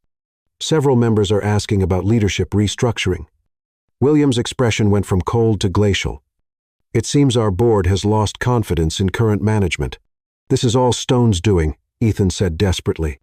He's manipulating the market, spreading lies. Is he? Or is he simply capitalizing on our weaknesses? William moved back to his desk, his movements predatory. Lena Wong called me this morning. She's concerned about our Asian market strategy. Apparently, Mrs. Stone made some very insightful observations about our shortcomings during a recent social gathering. The room spun around Ethan. Lena Wong was one of their most influential board members, and if she was listening to Sophiato Mrs. Stone, then the rot went deeper than he'd imagined. I can fix this, Ethan said quickly. I can turn things around. Can you? Because from where I'm sitting, it looks like you've already lost a war I didn't even know we were fighting. William's phone rang, and he glanced at the caller ID. Stone Enterprises. Interesting timing. Don't answer it, Ethan said quickly. Why not? William's finger hovered over the answer button. Maybe it's time I had a conversation with our former employee and her impressive husband. Dad, please. But William had already answered. Mr. Stone, what an unexpected pleasure. Ethan could only hear his father's side of the conversation, but each word felt like a nail in his coffin. Yes, I've been following your company's remarkable growth. Indeed, your wife has made quite an impression on the business community. A meeting? How thoughtful of you to suggest it. The Metropolitan Club would be perfect. Yes, I'd be delighted to meet with both of you. When William hung up, the silence stretched like a taut wire. They want to meet with us, William said finally. Gabriel Stone and his wife. Tomorrow evening. You can't seriously be considering. I'm considering how to salvage what's left of our company while there's still time. William's voice was final. And if that means having a conversation with the woman who seems to understand our business better than my own son, then that's what I'll do. Ethan felt the walls closing in around him. Sophia brilliant, vengeful Sophia was, systematically destroying everything he'd taken for granted. The woman he'd thrown away like garbage had become his worst nightmare. She's doing this on purpose, he said, the realization hitting him like a sledgehammer. This is revenge. Revenge for what, Ethan? Ethan couldn't answer. How could he explain that he'd gotten their housekeeper pregnant and thrown her out like trash? How could he admit that he'd denied his own child and left a woman to die on the streets? I need to know what happened between you and Miss Hart, William said quietly. All of it. Because if I'm walking into a meeting with people who have cause to destroy us, I need to understand exactly what we're dealing with. I can't, Ethan whispered. Then you've already lost. William moved toward the door, then paused. Oh, and Ethan, you're removed from all major business decisions until further notice. It seems you've proven that your judgment is fatally compromised. As his father left the office, Ethan collapsed into his chair and stared at the newspaper photo again. Sophia's face smiled back at him, confident, powerful, victorious. The woman he'd discarded as worthless had become his destroyer, and the worst part was, he was finally beginning to remember just how magnificent she'd always been. Chapter 8. The Recognition. The Metropolitan Club's grand ballroom glittered with crystal chandeliers and the conversation of New York's most powerful elite. But Ethan Caldwell felt like he was walking through a nightmare. The annual philanthropy gala was the event of the social season, where billion-dollar deals were made over champagne and charity auctions, provided cover for political maneuvering. Ethan adjusted his black tie with trembling fingers, his eyes scanning the crowd for any sign of Gabriel Stone and his wife. His father had insisted they attend, despite Ethan's desperate protests. We need to show strength, William had said. Running away now would be admitting defeat. But Ethan already knew they were defeated. The meeting at the club 2 days ago had been a masterclass in controlled destruction.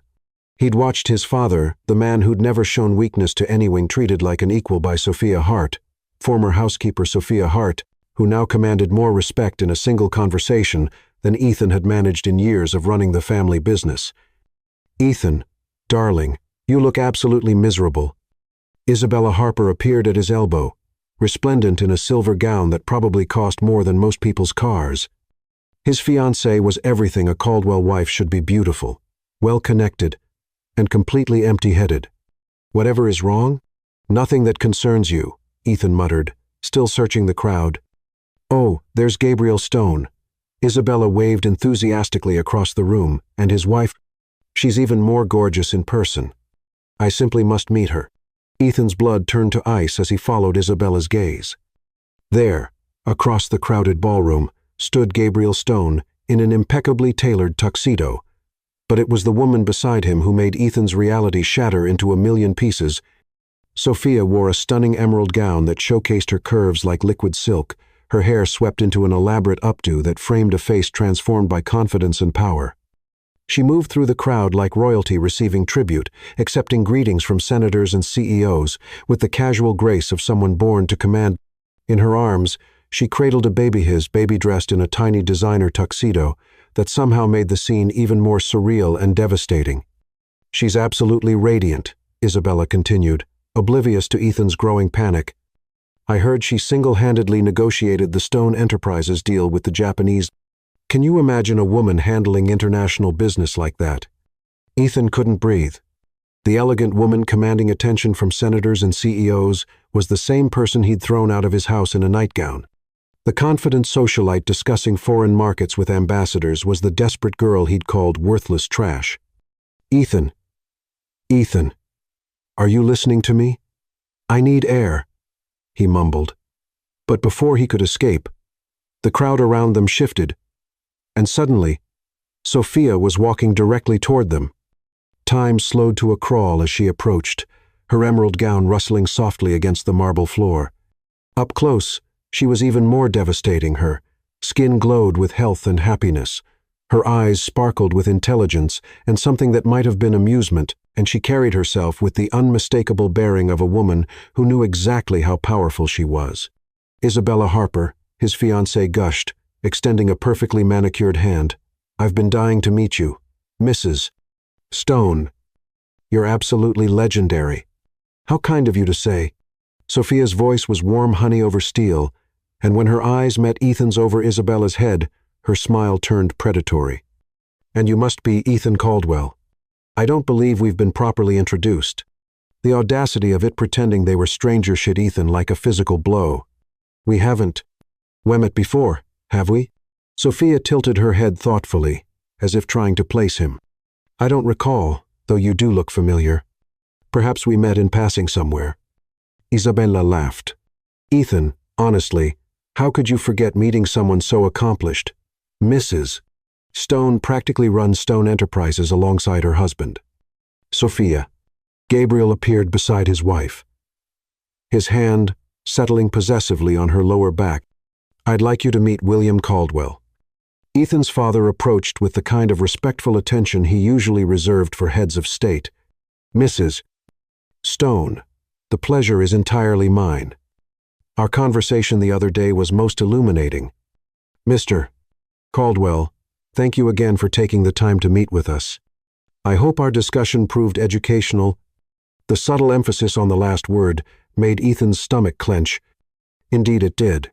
William's eyes flicked briefly to his son. It's remarkable how different perspectives can shed new light on old situations. The baby in Sophia's arms chose that moment to make a soft sound, drawing Isabella's attention. "Oh my goodness, what a beautiful baby.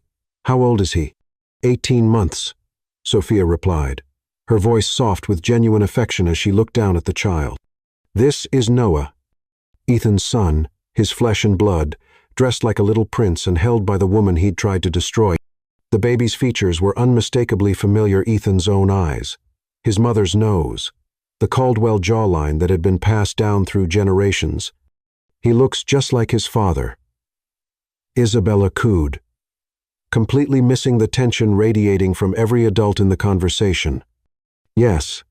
Sophia's eyes met Ethan's directly for the first time, and he saw 18 months of pain, rage, and cold satisfaction blazing in their depths. "He does. Noah Stone," Gabriel added with obvious pride, lifting the baby from Sophia's arms. "My son." The possessive claim hit Ethan like a slap. This man, his greatest rival, was claiming his child, raising his heir, giving the Caldwell bloodline his own name. "Your son," Ethan repeated hoarsely. "In every way that matters." Gabriel's smile was sharp. "Biology is just genetics. Love and commitment make a family." "How wonderful," Isabella gushed. "A ready-made family, like something out of a fairy tale." "More like a cautionary tale," Sophia said quietly, but her words carried enough edge to make Isabella look confused. "I'm sorry?" "Nothing, darling." Sophia's smile was perfectly polite. "I was just thinking how different things might have been if Noah's biological father had been worthy of the gift he was given." The words hung in the air like a challenge. Ethan felt sweat beading on his forehead as he realized that everyone in the conversation knew exactly what she was talking about. Everyone except Isabella. "Well, his loss is clearly Gabriel's gain," William said diplomatically, but Ethan caught the warning look. His father shot him. "Indeed," Sophia agreed. "Some men are wise enough to recognize value when they see it. Others," she shrugged elegantly, "others throw away diamonds thinking they're worthless glass." "How philosophical," Gabriel murmured, his gray eyes fixed on Ethan with predatory interest. "Though I've always believed that what's discarded by one man's foolishness often becomes another man's treasure." Ethan wanted to run, to disappear, to wake up from this nightmare where his former housekeeper held court among New York's elite, while his own son called another man Daddy. But his legs felt like lead, and his voice had completely abandoned him. "Ethan, you're being terribly quiet," Isabella said with a forced laugh. "Say something."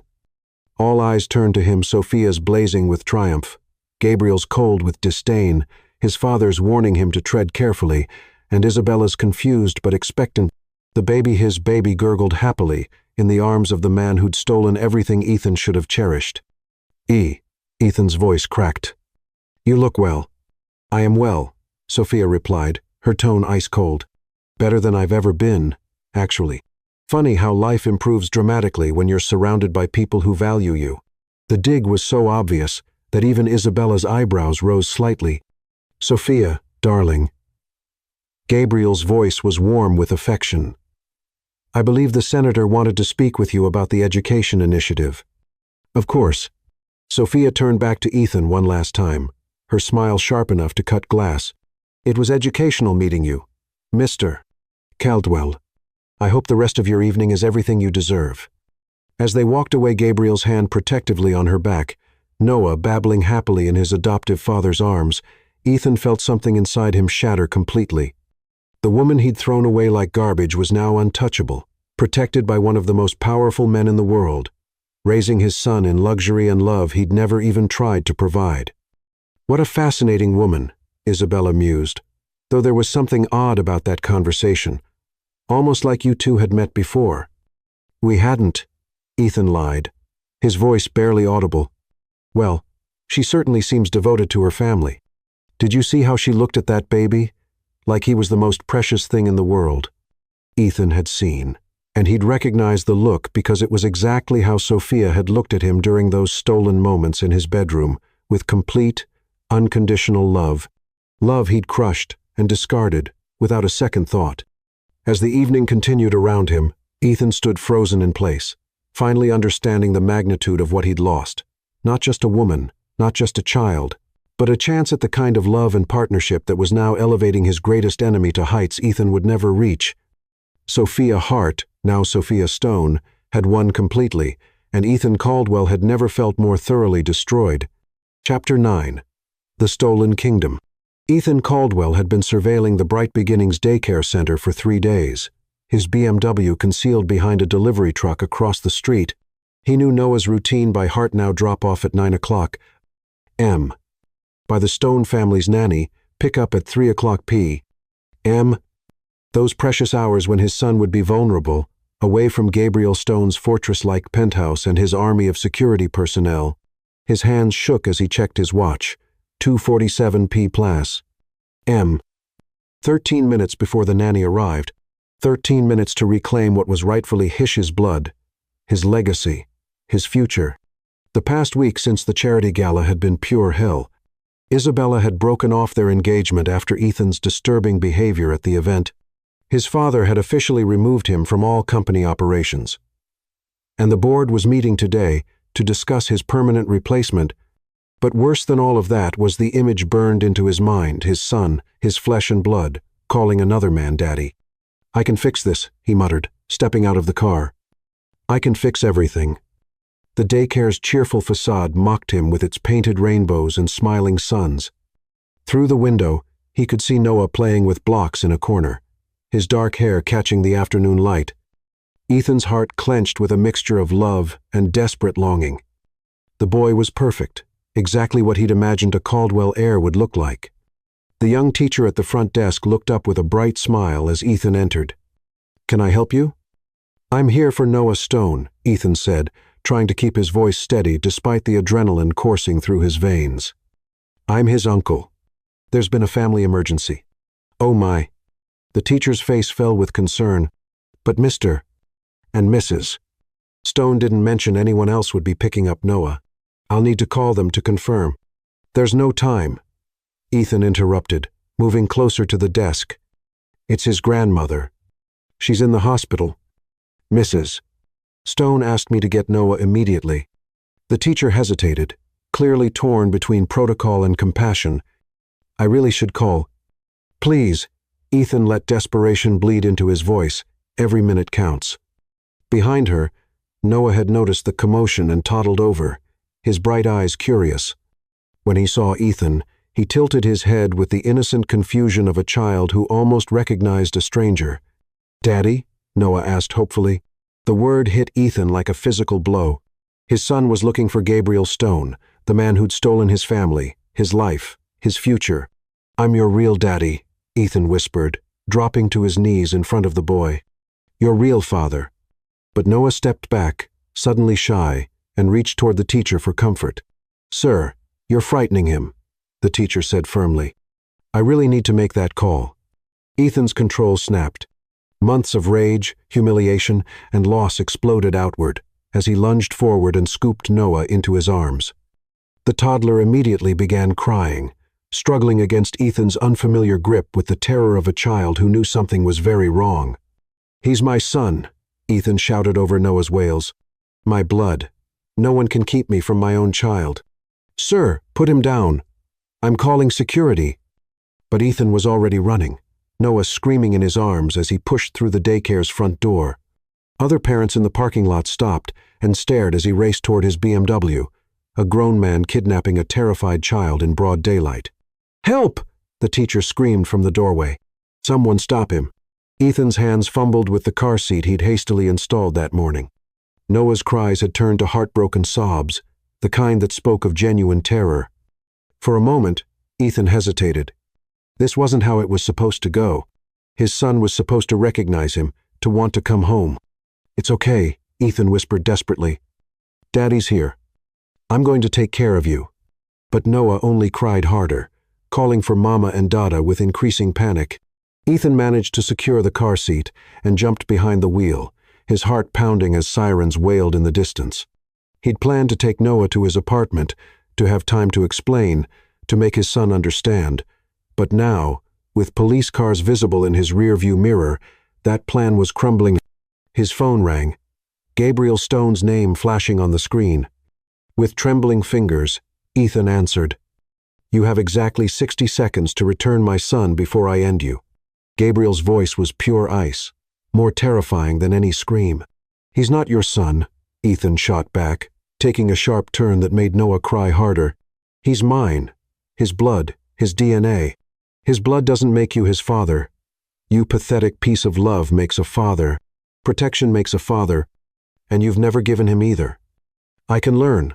I can be what he needs." By terrorizing him, by kidnapping him from daycare, Gabriel's laugh was harsh. "You're proving exactly why you don't deserve to breathe the same air as him." Ethan could see Stone Enterprises' black SUVs converging from multiple directions, a coordinated response that spoke of military precision. Gabriel hadn't just called the police. He'd mobilized a private army. "I just want a chance," Ethan said desperately. "I just want him to know who I am. He knows who his father is. He calls him Dada every morning and every night. You're nothing to him but a stranger who just traumatized him." The truth of those words hit Ethan harder than any physical blow. In the rearview mirror, Noah had exhausted himself crying and now sat silent, tears streaming down his face as he clutched a small stuffed animal. Ethan hadn't even noticed him grab. "Sir, this is the NYPD." A voice crackled over a loudspeaker. "Pull over immediately and release the child." Ethan's car was surrounded now, blocked in by police cruisers and Stone Enterprises vehicles. Through his windshield, he could see Gabriel stepping out of a black Bentley, his face a mask of barely controlled rage. Beside him, Sophia emerged, and even at a distance, Ethan could see she was shaking with fury. "It's over, Ethan." Gabriel's voice came through the phone. "Get out of the car now. Promise me," Ethan said desperately. "Promise me I can see him. Visitation rights. Something. You gave up any rights to him when you threw Sophia away like garbage." Gabriel's voice could have frozen hell. "You made your choice. Now live with the consequences." Ethan looked back at Noah one more time. His son had stopped crying but was staring at him with wide, frightened eyes that would probably haunt Ethan's nightmares forever. "I'm sorry," Ethan whispered to the boy who couldn't understand. "I'm so sorry." He turned off the engine and slowly raised his hands as SWAT officers surrounded his car. The arrest was swift and professional. They treated him like the dangerous criminal he'd become. As they led him away in handcuffs, Ethan watched Sophia cradle Noah against her chest, the boy immediately calming in his mother's arms. "Mama," Noah sobbed against her shoulder. "Bad man." "I know, baby." Sophia's voice was fierce with protective love. "Mama's here. Mama will never let anyone hurt you again." Gabriel's arms wrapped around both of them, creating a circle of safety that Ethan had never been part of and never would be. The family he'd thrown away had reformed without him, stronger and more complete than anything he could have built. 3 hours later, Ethan sat in a holding cell, his expensive suit wrinkled and stained, his future destroyed beyond any hope of repair. The charges were serious kidnapping, endangering a child. Violation of restraining orders he hadn't even known existed. His lawyer, one of the few people still willing to take his calls, delivered the final blow during their brief consultation. The district attorney is pushing for maximum sentences on all charges. With your profile and the media attention this is generating, they want to make an example. The man's expression was grim. And there's something else. Gabriel Stone has filed for expedited adoption proceedings based on abandonment. Since you were never on the birth certificate, never provided support, and now have a kidnapping conviction, the court is fast-tracking his petition. He can't do that, Ethan said desperately. I'm the biological father who kidnapped the child and traumatized him. Ethan, you have no legal standing here. You were never on the birth certificate, never provided support, never even acknowledged the boy's existence until today. But my rights? You have no rights. You gave them up when you threw out his mother. The lawyer's voice was final. Mr. Stone's adoption will be approved within the week. Legally, you'll have no connection to that child whatsoever. Ethan stared at the concrete walls of his cell, finally understanding the completeness of his defeat. Sophia hadn't just taken his business, his reputation, and his future. She'd erased him from his own son's life entirely. Somewhere across the city, Noah was probably being tucked into bed by the only parents he'd ever known, safe and loved in ways Ethan had never even considered, providing the boy would grow up as Noah Stone, heir to a tech empire, protected by unlimited wealth and power, never knowing that his biological father had been the monster who'd tried to steal him away from everything good in his life. And Ethan Caldwell, disgraced, alone, and facing years in prison, finally understood that some betrayals echo through generations, and some mistakes can never, ever be forgiven. Chapter 10. The Crown Taken. The Caldwell family estate looked exactly as Sophia remembered it, imposing Gothic architecture, surrounded by manicured gardens that whispered of generational wealth and unshakable power. But now, as she stepped from her Rolls-Royce onto the circular driveway, she wasn't the desperate housekeeper who'd been dragged out in shame. She was the conquering queen, returning to claim her rightful throne.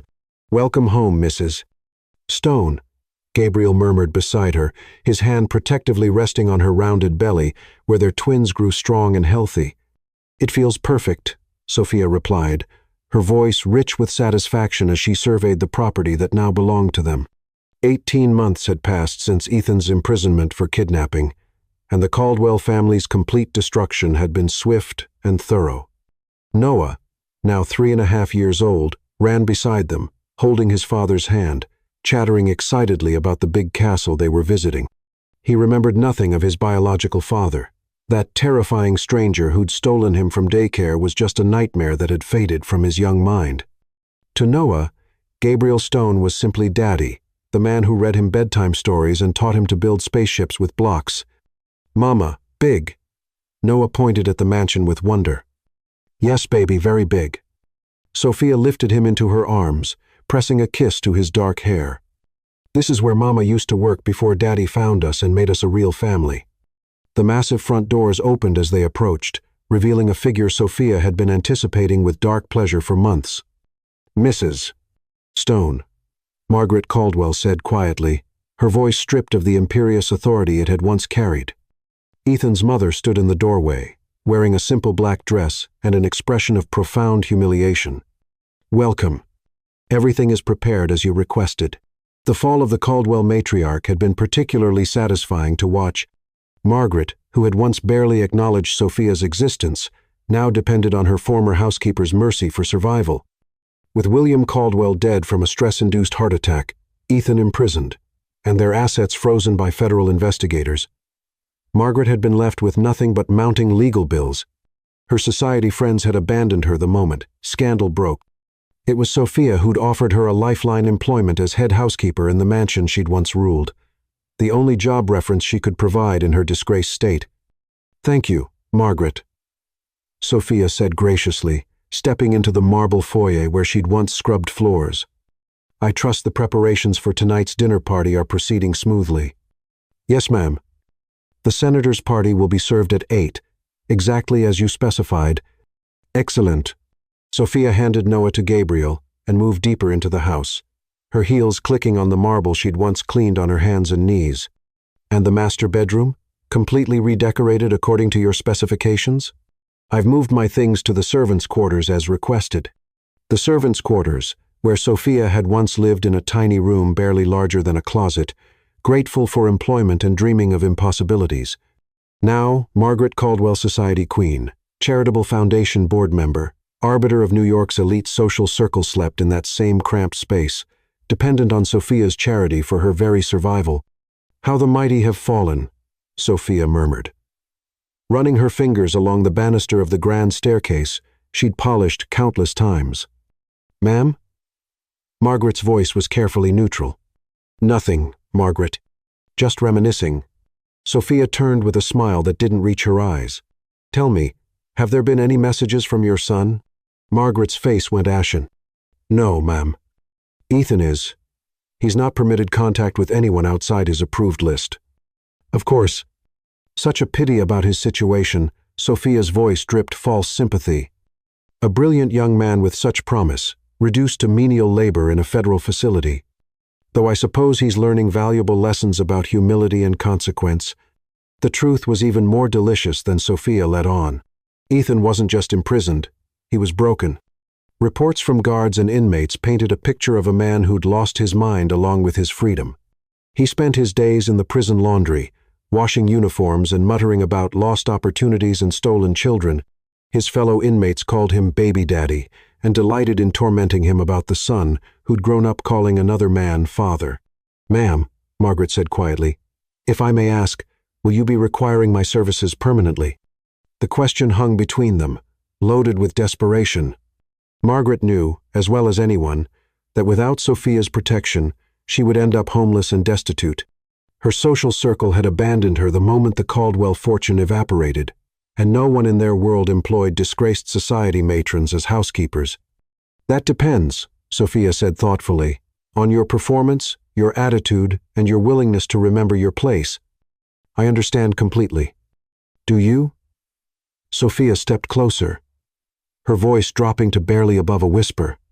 "Because there was a time when you looked at me like I was dirt beneath your shoes, when you treated me like my thoughts, my feelings, my very existence was meaningless. Do you remember that, Margaret?" The older woman's hands trembled slightly. I was wrong. I see that now." "You were wrong," Sophia agreed, "and now you serve the woman you once dismissed as just the help. You clean the floors I walk on, prepare the meals I eat, and depend on my mercy for your survival. Tell me, how does that feel?" Margaret's composure finally cracked, tears gathering in her eyes as she whispered, "Like justice." "Good answer." Sophia's smile turned genuine.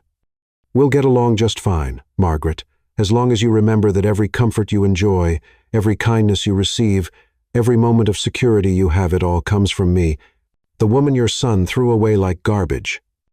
"I remember," Margaret said brokenly. "I'll never forget. See that you don't." The sound of a car in the driveway interrupted their conversation.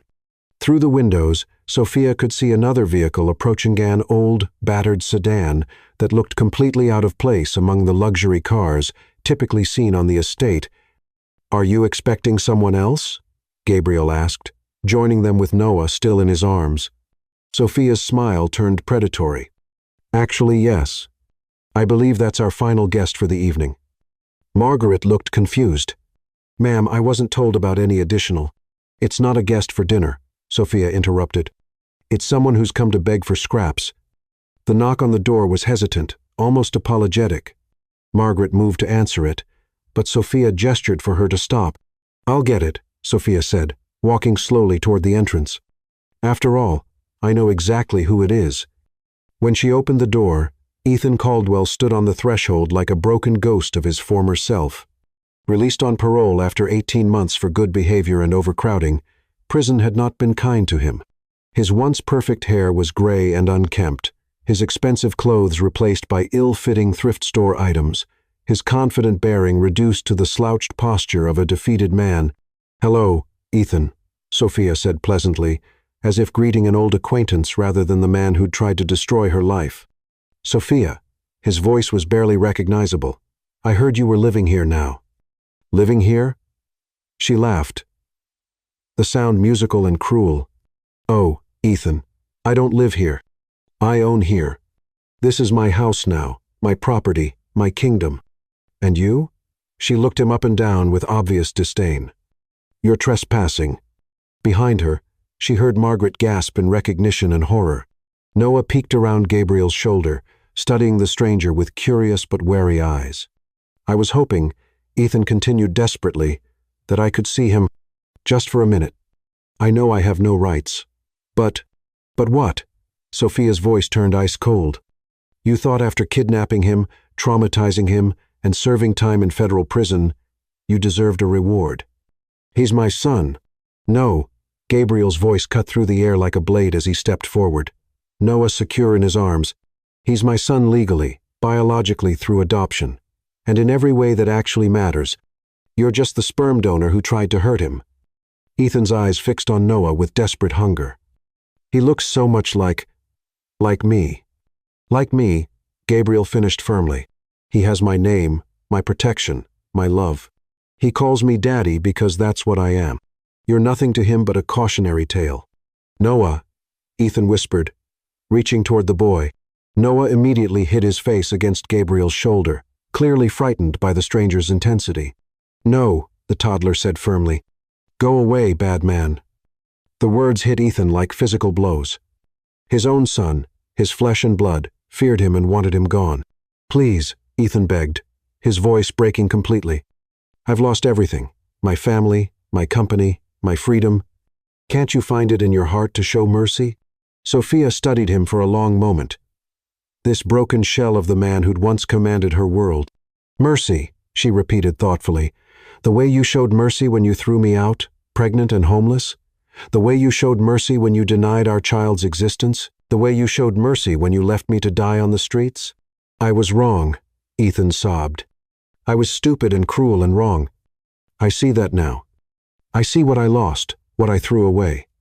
Please, I'm begging you." "You're begging the wrong person," Sophia interrupted. "You should have begged for Noah's forgiveness when you kidnapped him. You should have begged for mine when you had the chance. But that time is over."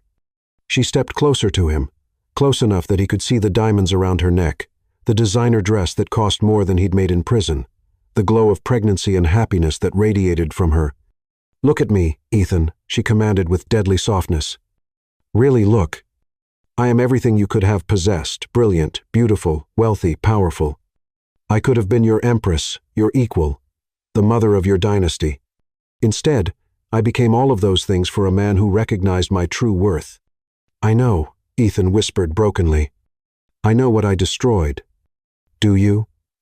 "Because I don't think you comprehend the magnitude of your loss." Sophia's voice was velvet, wrapped around razor wire. "You didn't just lose a woman. You lost the love of your lifetime. I loved you with religious devotion, with everything I possessed, and you obliterated that gift for what? Arrogance? Cowardice? Fear of what your pathetic social circle might whisper? I was an idiot." "Yes, you were. And now you get to live with that knowledge for the rest of your miserable life." She stepped back, her hand moving protectively to her belly. "These babies I'm carrying, they'll grow up knowing their worth, knowing they're treasured, knowing their father would move heaven and earth to protect them. They'll never doubt for 1 second that they're loved." "Sophia, please, get off my property," she said quietly, "and don't come back. Ever. If I see you within a mile of my family again, I'll have you arrested for violating your restraining order." "I have nowhere else to go," Ethan said desperately. "No money, no family, no hope. That's not my problem." Sophia's voice was final. "You made your choices. Now live with them." She began to close the door, but Ethan's broken voice stopped her.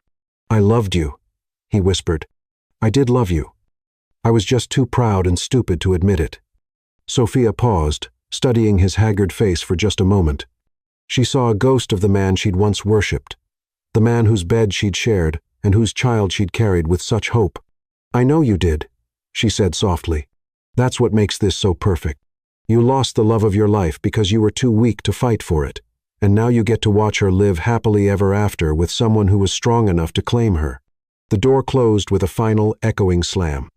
Through the window, Sophia watched Ethan stand on her doorstep for several long minutes before finally walking away, his shoulders shaking with silent sobs. He got into his battered car and drove away from the estate that had once been his birthright, now banished forever from the kingdom he'd inherited and lost. "Is it over?" Gabriel asked quietly, pulling her into his arms. Sophia leaned back against his chest, watching Ethan's car disappear down the long driveway.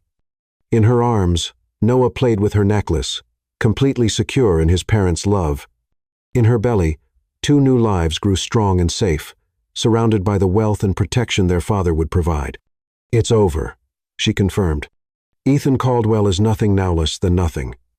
And we," she gestured to encompass their family, their empire, their perfect life. "We have everything." As night fell over the Caldwell estate now, the stone estate Sophia stood in the master bedroom that had once belonged to the family that employed her. She'd redecorated completely, erasing every trace of the Caldwells and replacing it with her own elegant taste. This room, where she'd once changed sheets and dusted furniture, was now her sanctuary, her throne room, her castle. The woman who'd once been thrown out in shame now ruled the kingdom, while the king who'd banished her lived in exile and despair. The revenge was complete, the victory absolute, and Sophia Stone, née Hart, had never been happier.